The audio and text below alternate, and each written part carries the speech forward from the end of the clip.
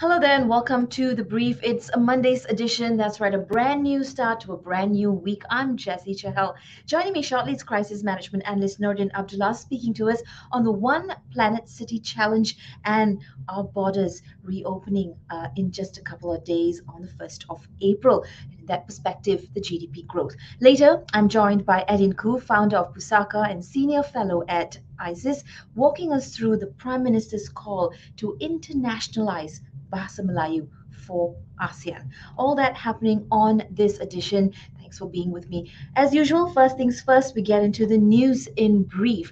Now, at the Dewan Negara earlier this morning, the Federal Territories Ministry has set up a poverty unit at the ministry and agency levels to address the issue of urban poverty on an ongoing basis. Now, this unit is set up in collaboration with the Labuan Corporation and the Ministry of Domestic Trade and Consumer Affairs by setting up a task force.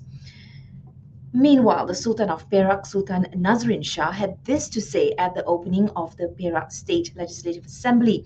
The obsession, he says, for infrastructure development and business profits cannot be used to justify people's greed to destroy the environment. His Royal Highness added that national growth and development must be tempered with respect and love for the environment to cultivate awareness so that man and nature can coexist to attain a balance between growth and regeneration. An apt reminder there. On to some local diplomacy. Turkey says it's ready to explore new areas in the defense industry with Malaysia through participation in the Defense Service Asia and National Security Asia exhibitions happening this year. Turkey takes up the largest pavilion at both the exhibitions, set to take place from March 28th right up till March 30th at Maiyukh. And as we get closer to the month of Ramadan, the Ministry of Domestic Trade and Consumer Affairs has assured that it will investigate every case of excessive price increases in detail at every stage of distribution to prevent any profiteering activities. And cybersecurity remains one of the country's top concerns following a drastic rise in online crimes reported in the country. According to the Home Minister, the number of cases recorded associated with cyberbullying, fraud, intrusion, phishing, and email scams has almost doubled. In 2019, around 13,000 cybercrime cases were reported, and that number rose to 17,000 by the year 2020. Well, for the daily crisis update, Nordin Abdullah joins me right now. Hey, Nordin, good to see you. Hope the weekend was a restful one, but I know you have your finger on the pulse with what's trending locally and globally as well. Let's talk about this for starters, the One Planet City Challenge. This is WWF's initiative to access cities in alignment with the Paris Agreement's goal and to review acknowledged cities for their climate actions and ambitions. A few cities here in Malaysia, Seberang Perai, Iskandar Malaysia, and Petaling Jaya have been selected as national finalists. So this, of course, is big news. What's your view on this initiative, Nordin? Well, Jessy, from immediately from a crisis management perspective, we've got to look at ESG, as a key component of what's going on. The environment is a key component of that, as well as society and governance. Now, when the WWF looks at this, they'll start to see the concept of building resilient cities. And we've seen the need to look at the concept of resilience in a little bit more holistic approach. Now, we've seen floods recently, we've seen COVID-19 recently, and we've looked primarily at how that has impacted individual humans, and the reality is we're not the only ones sharing these spaces. So for us to look at truly defining what it means to be resilient and crisis ready, we need to understand it from a more holistic approach and include, the broader environment, and that includes the flora and fauna that we need to look at. And for me, of course, I'm always in PJ. It's an area that I see a lot of, and it's one of those beautiful parts of the country where there's there's still a huge amount of green lung. There's still a huge amount of green space. And when we look at keeping cities resilient, we need to maintain green spaces. And this is one of the things that we saw that the Sultan of Perak in your earlier story mentioned.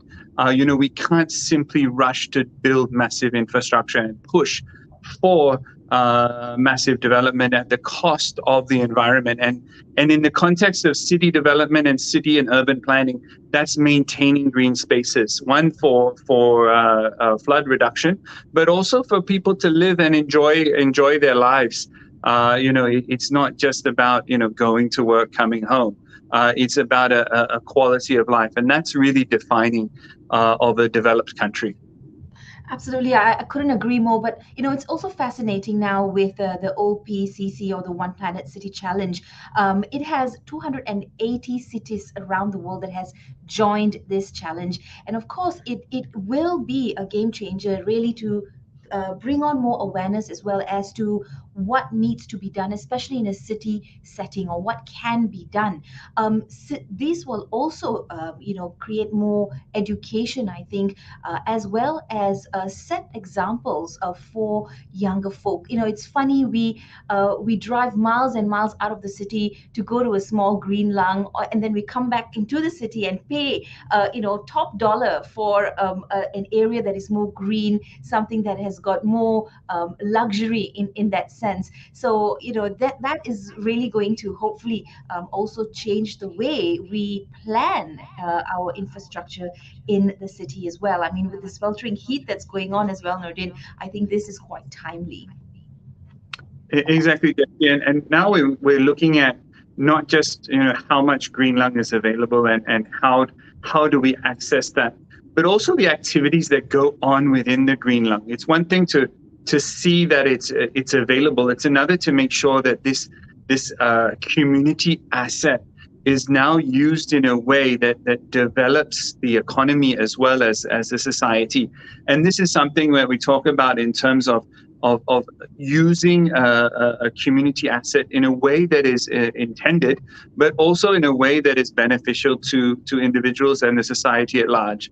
So this is starting to look at, and one of the things I like to see from a resilience planning perspective is, those cities around the world globally who are well known as livable cities are now using those credentials to attract investment, to attract tourism, to attract international students. So this will be an important first step for Malaysian cities to start to move down to that level of understanding sustainability and resilience as an economic baseline for the future. That's right. Resilience during the MCO, and the thick of the MCO, we spoke a lot about that as well. And, we always had a milestone when our country's borders open. But that is happening on the 1st of April. That's just a couple of days away, border reopening. Let's look at it from a GDP perspective and, in terms of growth. You said that, you wanted to talk about the impact of our international borders reopening as well, and in relation to the GDP. So share with us your thoughts, Nordin. Well, Jessy, one word really is just tourism, and how do we then expand off business tourism, leisure tourism, sports tourism. All of this is going to now be a lot easier to do. And for me, that we will see the tourism dollar will drive cash directly into certain parts of the economy which haven't seen international funds, especially that flow of international money, that I call it new money into the system, to move around in places like Langkawi or KL or Sabah and Sarawak, actually all across the country. We're not going to see one place. Well, some may do better than others, but we're going to see that start to turn into more tourism arrivals. We're going to see that also turn into, more importantly, the need for people to service these people. And that's where we're going to see the jobs return to the market. And I think now with the Malaysian government shifting towards this Keluarga Malaysia approach, shifting towards a a more established domestic service sector, which is not reliant on international low-value labor, we will start to see a lot of those establishments use more Malaysians in their workforce. So the younger generation need to look at how they can be part of this story, how they're going to be part of the economic success story that will be Malaysia's post-COVID-19 recovery. Yeah, that's really interesting as well, because aside from the new norm of how we will now travel and enjoy our breaks and holidays, that is also an aspect. But what else do you think will be changed forever in terms of how people travel, how they're willing to spend their money, in terms of safety and hygiene as well, bringing all that into play now that the borders will be opened? Well, Jessy, one thing that we talk about in tourism development and especially in high-end tourism is about that space is the new luxury, and people are becoming more and more aware. At the high end, it was always the case, but now we're seeing that idea shift into middle class travel and lower class travel, that space is going to be important. Why? Because space is equated with health, and health is equated with a good living standard. So actually, we're going to see a shift towards not just healthy tourism, but healthy living. So that all will turn into a change in the equation of how the economy should work. Healthier food should become more popular. Why? Because people want to live longer as they come out of this pandemic. Absolutely, Nordin. Thanks for your time, and we will check in with you tomorrow, same time, same place. Well, moving on to business in brief right now in some updates. According to Bank Islam's chief economist, Muhammad Afzal Nizam Abdul, the Malaysian ringgit staged a decent trend against the greenback of the US dollar last week, although uncertainties over the military conflict in Ukraine persist. Earlier today, the ringgit opened slightly higher against the US dollar. $1 is now 4 ringgit and 20 cents. And a peek into the stock market, foreign investors and local retailers were net buyers on Bursa Malaysia at the end of last week. International funds have been net buyers on Bursa for 10 out of 12 weeks, with a new inflow of 6.12 billion ringgit year to date. From Bursa, here's a quick look at gold prices. It dropped a little, 255 ringgit 43 cent per gram today, down 71 cent from 256 ringgit and 14 cent last Friday. Meanwhile, amid economic and political uncertainties globally, Moody says the Asia-Pacific region's economy is fundamentally sound and its critical export base continues to expand. China's exports are strong, rising above expectations, while India, South Korea, and Malaysia have also benefited from strong demand and price increases. And in international business, according to the Indian authorities, India has revised the prices of petroleum and diesel that happened over the weekend, already the fourth time in 5 days as a result of the global oil shortage triggered by the Russian-Ukrainian conflict. Well, in our highlight today is the conversation about the national language. Joining me at this time is EDDIN, co-founder of PUSAKA and senior fellow at ISIS. EDDIN, welcome back. It's good to speak to you again. We've seen a mixed reaction from the Prime Minister's call on using Bahasa Malaysia or Bahasa Melayu as an international language. Yet, internationally, we see this to be quite a common practice in countries like Japan and Germany, where usually there'll always be an interpreter who will translate. Are Malaysians being too critical at this point? And do you feel that this could be a sign of wavering faith in our national language, EDDIN? Yeah, thanks for having me on, Jessy. It's good to be back. Well, I think this is another symptom of basically how elevated our approach to the more holistic and humanistic aspects of our collective and national life. Yes, I think there's a great deal of cynicism. I'm all for promoting Bahasa Melayu as an international language. I'm just not sure if edict and officialdom is the way to do it. Language is an organic phenomenon. It's a lived experience. It doesn't come through the hand-downs of bureaucrats or hierarchies. And I think we need to acknowledge that the innovation of the Malay language has been happening for decades now. And so I think attempts at, however laudable, really to elevate the national language first within the consciousness of Malaysians, and then more importantly, regionally and internationally, is something that takes a lot more investment, requires a great deal more investment, and requires a great deal more seriousness than just this recent proclamation. Okay, seriousness and investment. You say that yes, while it is holistic and to promote it is good, we need to start at ground level first. We need to start with Malaysians. What can be done at this point, EDDIN, to instill pride in the national language? We speak it, we've learned it in school, we speak it at official and formal events. What more can be done besides the usual campaigns that we've been hearing over the years? Yeah, I think, the problem have been the campaigns, and the problem have been, the sloganeering that comes with it. What we need to understand is that the Malay language is already an international language because it's such a cosmopolitan language. Yeah, it's made up of so many influences, composites, and has evolved over the years. This has been a question that has also been grappled with historically.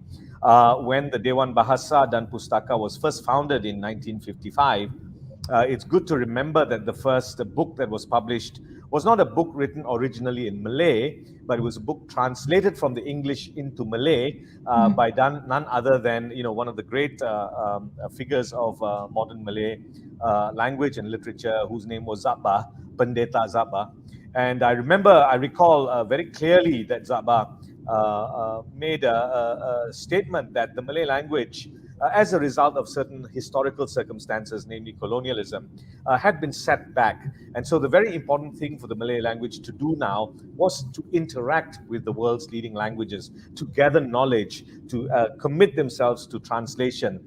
In the first few decades, right up till the late 70s and early 80s perhaps, this was a preoccupation. The translation of terminology into Bahasa Melayu and so on. My father, for example, was very, very involved in the translation of historical terms into Malay. All that has since dissipated. And this sense, I think also the love of language, I don't even use the term national language. I prefer to use the word the language of the land, has dissipated, and people's connection to it has become very remote. I think there are many, many policies, there are many institutions that are answerable to why the Malay language has arrived at this state. But I don't think a desire to be monolingual is what the country should aspire to. We all should be naturally trilingual. Yeah, I think that's an important point as well. And I think with that announcement, a lot of the comments were sort of referring to the fact that, oh, is it that we're only going to speak BM now, or the language of the land? Now, you talked about interacting with world-leading languages as well. At the UN, there's 6 official languages. Can BM be part of this consideration because of the sheer number of BM speakers we have in the region? Well, we can say yes, because there's a large number of Malay language speakers. And remember that the Malay language is also still the national language of Singapore, yeah? But whether the United Nations will take on the Malay language, it's debatable, because I don't know, the Malay language is a diasporic language. So I don't know, for example, if Indonesians would agree to the term the Malay language, presented as the Malay language rather than the Indonesian language. The Singaporeans may have a view on that. The Bruneians may have a view on that. No, really, Jessy, I think these conversations really are a point down a rabbit hole, if you ask me. As I said, language is a serious business. It's a lived experience. I think we have to do a great deal more in investing in the Malay language in terms of things like translation, presenting the Malay language on the world platform. And, a lot of that has actually been happening. It's just not been happening in official lines. For example, a Sarawakian poet writing in Malay has been nominated for a major literary prize in the United States. The world knows of it, and Malaysia doesn't know of it. These are the kinds of ways we shoot ourselves in the kneecap and consistently drag the Malay language back into the politics of ethnic and identity politics. This is very destructive, and it doesn't actually nurture any closeness or further love to the Malay language. Okay, Eddin, previously when we spoke, and you mentioned this some time ago in an interview about language, some years ago you said that, some of the English books and all should be translated into Bahasa. How interested were we then, and how far have we come with that idea of, or initiative of converting, translating English classics, for example, into Bahasa? Well, not just English, but French. And remember, we've had actually quite a very interesting experience with languages. Remember, under Dr. Mahathir, for example, and the Look East policy, we sent hordes of students to Japan. And so we have students with skills in the Japanese language. We send students to study religious studies in the Middle East. They have a tremendous facility in Arabic. We send students to non-English speaking European countries, so France and Germany in particular. And we do not acknowledge that now we have a good German language and French speaking constituency. How are they being put to use? Are they being consulted? None of these things. This top heavy thing with regards to languages has got to stop. And it's very disconnected from the ground, actually. If you go to a place like a state like Kelantan, you go to a state like Kelantan, everybody is eager to learn English, better their English. In fact, many young Kelantanese students from very average backgrounds are starting to learn Mandarin. There is not an either or. It doesn't mean that if you want to elevate the Malay language, it has to be by marginalizing other languages. And we have to look internally into Malay language as well, because so many of the elements that have informed and nurtured the Malay language, orality, poetry, literature, is now being gradually marginalized. I do want to make another point here, is this. I think there is an obsession these days with the English language as a means for social mobility. I also think that Malaysians a great many Malaysians of a particular class suffer from a terrible colonial hangover and an element of white worship. I don't think, elevating, I don't think things like education are merely functional. The aspects of a love of knowledge, a love of something like the Malay language needs to be instilled and inspired in all our students. And I'm afraid I've got to stop you there. Definitely a conversation for another day. But before I let you go, and since I have you here, is it Bahasa Malaysia or Bahasa Melayu? To me, it's Bahasa Melayu. All right. Thanks for that. We'll check in with you again. Thank you. That was EDDIN, co-founder of PUSAKA and senior fellow at ISIS. Well, let's move on now to international news. Yesterday, China held a memorial event mourning the deaths of the 123 passengers and the 9 crew members on board of the China Eastern Airlines flight, which crashed into a mountain range. Entering the 7th day since the search and rescue operation, the second black box has been recovered, and we will be able to update all viewers on that as the story develops. In the meantime, Yemeni analyst calls for political dialogue to bring an end to the 7-year-long crisis since allied forces led by Saudi Arabia launched a military intervention in the country as internal disorder persists. As of 2015, the Houthi forces have launched ballistic missiles and drones targeting Saudi oil facilities and airports, causing panic and disruption in international energy markets.